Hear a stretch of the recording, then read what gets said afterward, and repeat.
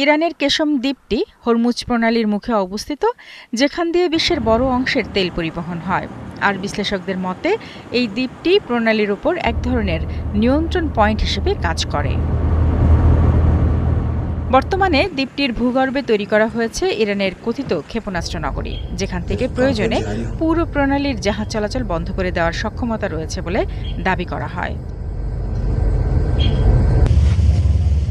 এই দ্বীপটি এখন শুধু একটি ভৌগোলিক অবস্থান নয়, এটি হয়ে উঠেছে বৈশ্বিক জ্বালানি নিরাপত্তা ও সামরিক শক্তির এক গুরুত্বপূর্ণ কেন্দ্র। যে কোনো সংঘাত এই অঞ্চলে বড় ধরনের প্রভাব ফেলতে পারে বিশ্ব অর্থনীতিতে।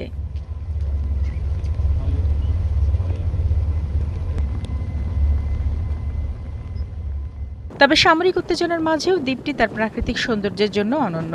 ইউনেস্কো স্বীকৃত কেশম জিও পার্ক, লবণের গুহা এবং ম্যানগ্রোভ বন এই অঞ্চলকে করেছে এক উন্মুক্ত ভূতাত্ত্বিক জাদুঘর। প্রায় ১.৫ লাখ মানুষের এই দ্বীপে জীবন এখনও সমুদ্র নির্ভর। তাদের সংস্কৃতি ও জীবিকা সবই জড়িয়ে আছে এই প্রাকৃতিক পরিবেশের সঙ্গে। কৌশলগত গুরুত্ব, সামরিক উপস্থিতি এবং প্রাকৃতিক সৌন্দর্য সব মিলিয়ে কেশম দ্বীপ এখন বিশ্বের নজরের কেন্দ্রবিন্দু। শারমিন স্বপ্না, ৭১।